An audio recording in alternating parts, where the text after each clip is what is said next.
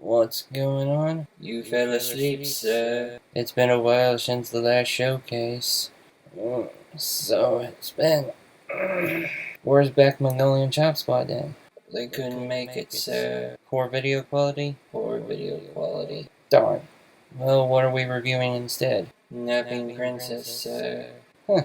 Never heard of it. I guess I better go watch it. What time's the next showcase? I don't know, next week? Right away, sir.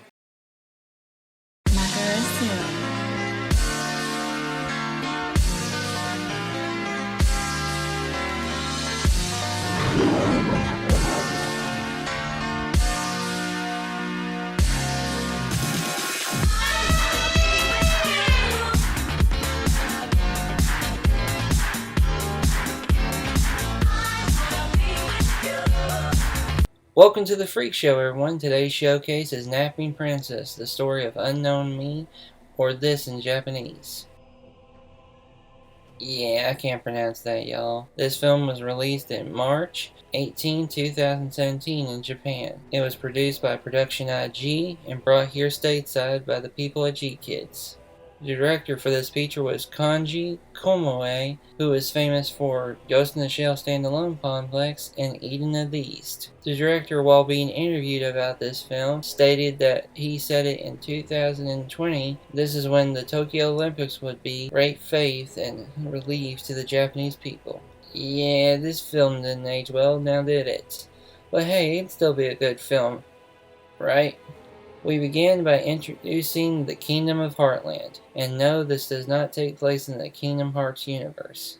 Everyone builds machines for the king and for the glory of the Kingdom of Heartland. These machines are called engine heads, by the way. Fun detail I like that everyone in this scene that's a factory worker wears the same type of lock around their necks. It's never talked about why everyone is wearing a lock around their necks, which is, I think, a missed opportunity to world build, but hey, it's still a fun little detail nonetheless. Everyone but this biker character, who's named Peach by the way, he is an outcast at the factory because he drives a motorcycle and not a car to work. The same guy who fusses at Peach about driving a motorcycle fusses at another employee for driving an older car instead of a newer one. Cut to the princess of the Heartland Kingdom, Princess Ainchi. The idea behind her character is that she can control and use magic freely. We are informed that at the age of 3, she received her favorite toy, Joy, a little blue dog. Production note, I hate the idea of using a tablet in a fairy tale world. It just feels very cheap to me and I really don't like it. So after many acts of great and powerful magic, the king takes away the tablet from Princess Ainchi. The princess goes to get her tablet back, but guards are sent to stop her. However, Princess Ainchi makes it back to her room without anybody seeing or hearing her, and goes back to sleep. Bullshit. This is when we learn that everything we just saw was a dream, and the film cuts to someone who looks like Princess Ainchi, but as a teenager with brown and black hair instead of her red hair. This is our main character for the film. Her name is Kokone. She's just your normal high school senior waking up late for school. The thing is, the director says something interesting about her as a character.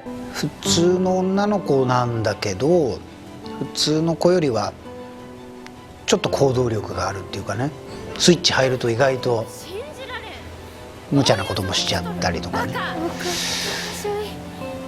その辺ですかね、一番の魅力ってね。普段はぼんやりしてて、普通の高3で考えるとちょっと心配になるぐらいあまり何も考えてないっていうかね、ポワンとした子なんだけど意外と活発なところもあって、料理とか作ってくれるところとかはちょっぴり理想とかを入れちゃいましたね。I don't know, everyone. I find that comment about the main character a little weird. Kokome and her father sit down and have breakfast together. The scene moves to a picture on the wall of the late mother, who I think looks like April O'Neil from the Teenage Mutant Ninja Turtles. Am I crazy for thinking that? After cooking and eating breakfast, she runs off to school, and this is when we learn this film takes place in the Okomo Prefecture. The Okomo Prefecture is in the southernmost point of Japan, Somoko's Islands, and known for its mostly royal landscapes, feudal castles, and several notable art museums. It's also a gateway to Somoko Island via the Sento Omoko Bridge. This thing right here. That's where one of my major problems with the film comes into play. The film makes no use of the Okomo Prefecture. It's clear from the behind-the-scenes featurettes on the DVD, one of the main ideas was not to set this film in Tokyo. That way they could show off more of Japan than just the same old Tokyo every single time. The director said, たまたま大阪まで出張してその後時間があったんでもうちょっとじゃあ西に行ってみようっていう時にたまたまなんですけど瀬戸大橋巨大な瀬戸大橋と海沿いの小さな村っていうかねそれがなんとなくこうあと瀬戸内のね瀬戸内海の海を見た時に僕は山育ちにもかかわらずすごく原風景に感じたんですよね。Kokoe sees her childhood friend Morio waiting at the bus stop too. However, he is older than her and is going to college in Tokyo. Back at the ranch with Komoe's father working on some old guy's truck with his tablets and programming skills, the father character can program older cars to become self-driving cars? There's something I have to say about this. Bullshit. The input and coding to program the AI this advanced is crazy. You have to be able to work with any type of vehicle. Because you can't tell me he programs this for every different type of car he receives coming into his shop. Plus, not every car has a computer inside of it. People where I live have more computers in their phones than they do in their vehicles. And I also live in a very royal part of the world. So to me, this is just witchcraft. After a display of some great animation for Kome, she lovingly jokes around and says sleeping is her superpower. And believe me, in this film, sleeping is a superpower. Her friend Chibi asks her about her poor grade, and she tells her that she probably needs to go to a cram school to catch up with everybody in their classes. However, Komope brings up money is a problem for her and her father right now. This is where another one of my problems with the film comes into play. The main character of this film would be better as a child, not as a teenager about to become an adult soon.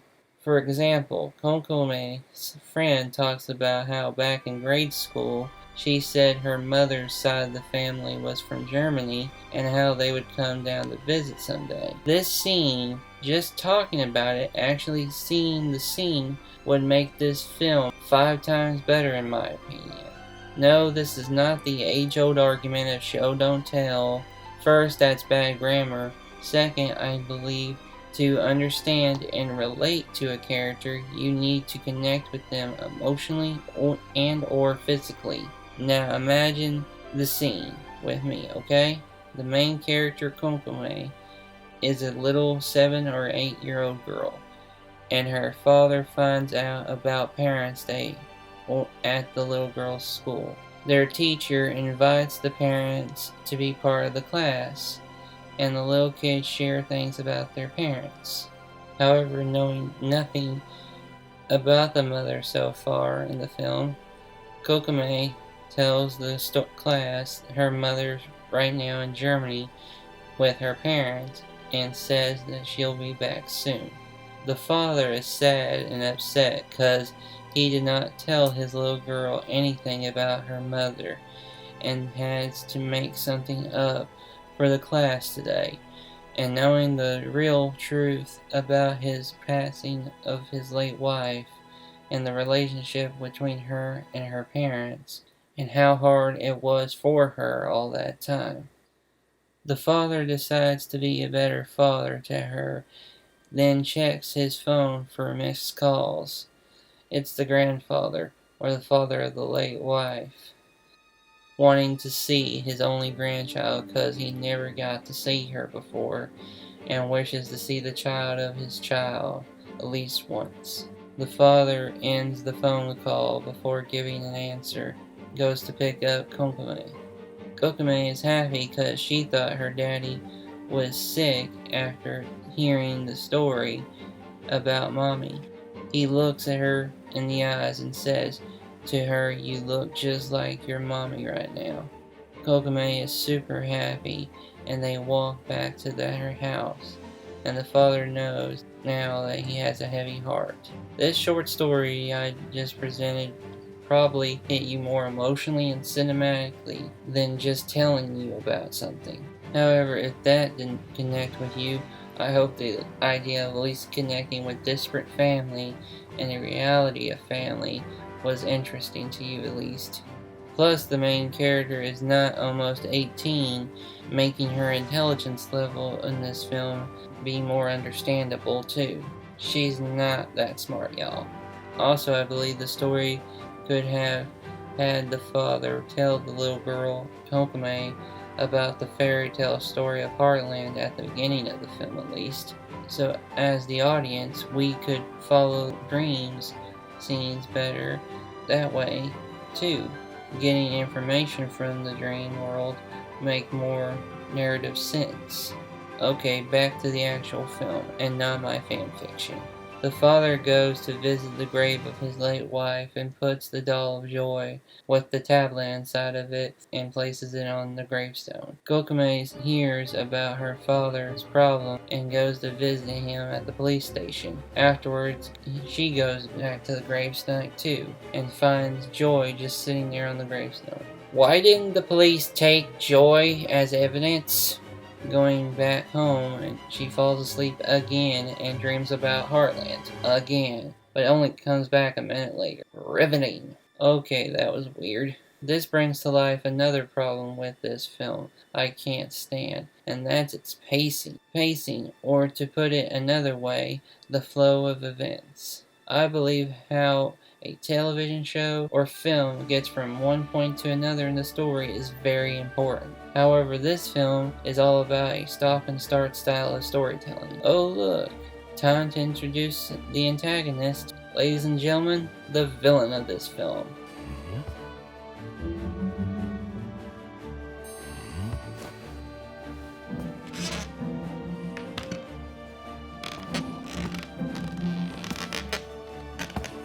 No, really, this is our guy. Again, this film would make more sense as a kid's film being led by a child than a teenager. Just saying. After Morio comes, he runs off with her on the motorcycle. They manage to take one of the bad guy's business cards and finds out he works for Shinjio Motors. Kone goes to take a nap again, breaking the flow of the film once more. Like with them flying around in the clouds, I have to ask one question. How's this helping move the film forward in any way? One thing I heard about this scene is that it's perfect downtime. It helps the film breathe a little bit, but scenes like that only work if the action and drama in the last scene was super intense and powerful for our characters to endure. After that, the motorcycle they're in self-drives itself to their destination. They make it to the train station, and with the help of the tablet, send a request for tickets. And they manage to get them somehow. Morio, wearing a VR headset, helps explain to Kokume about her late mother and her mother's side of the family's drama too. Quick question. I know we're about to meet the grandfather, so why isn't he giving all this information to Kokume instead? I feel like this would form a better family connection to understanding why the family's so disparate from each other. Just saying, it would have been better telling storytelling. Kokume falls asleep again. However, the idea of this dream is crazy strong, but there is a spoiler at this point in the film. Here's the timestamp after talking about this big reveal. Kokume herself is not the main character of her dreams this entire time. Princess Aya is Kokume's mother all along. Kokume starts crying, thinking back to the fairy tale her daughter told her she always thought was telling her about her bravery and strength all along. After making it to Tokyo, Morio shows off his crazy karate skills.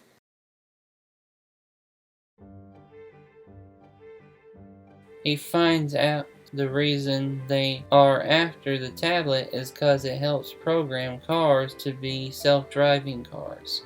After some time, Kokome makes it to Shinjuku Motors. She waits outside for her grandfather. Her grandfather shows up with no bodyguards, mind you. By the way, I like the grandfather's speech about the future here. It's best to think about your future and not allow yourself to stagnate. Because life may seem long, but it truly isn't. Oh, do you really think life is that short?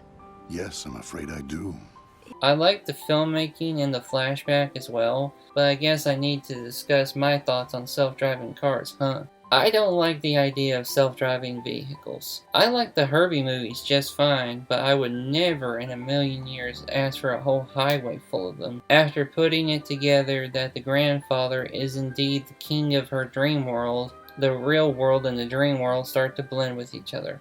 And I kind of like the effect here. It's kind of a nice little idea. This is when the villain reveals his plan to Konoe. He wants the king's self-driving cars to fail, but for his to come in and save the day. Then a colossal thing attacks again in the film. Question, what is this colossal an allegory for? Because I always thought it was for the worries of the future, but it seems to actually be destroying their buildings somehow, which makes no sense to me. The villain uploads a curse, you heard me. The Colossal turns into bats and destroys the city. Again, what is this an allegory for? I don't get it. The animation team decides to show off again. Again, guys, it's not working on me. Morio can also see the dream world. It makes no sense for him to see everything she's seeing, but how can he? Last time, he wasn't even a part of her dream world. He was just the same old guy he always was. Is there a point to all of this?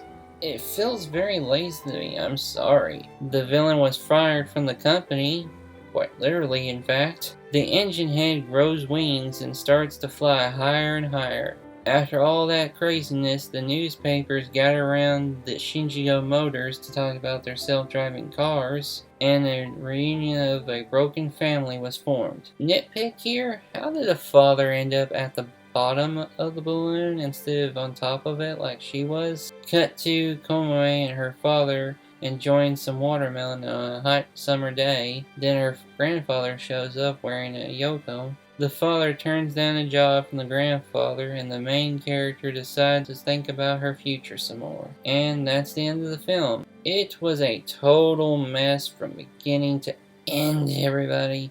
By the way, remember to like, sub, share this video around, and come back for more showcases of anime in the future. See you later, everyone. Alright, bye.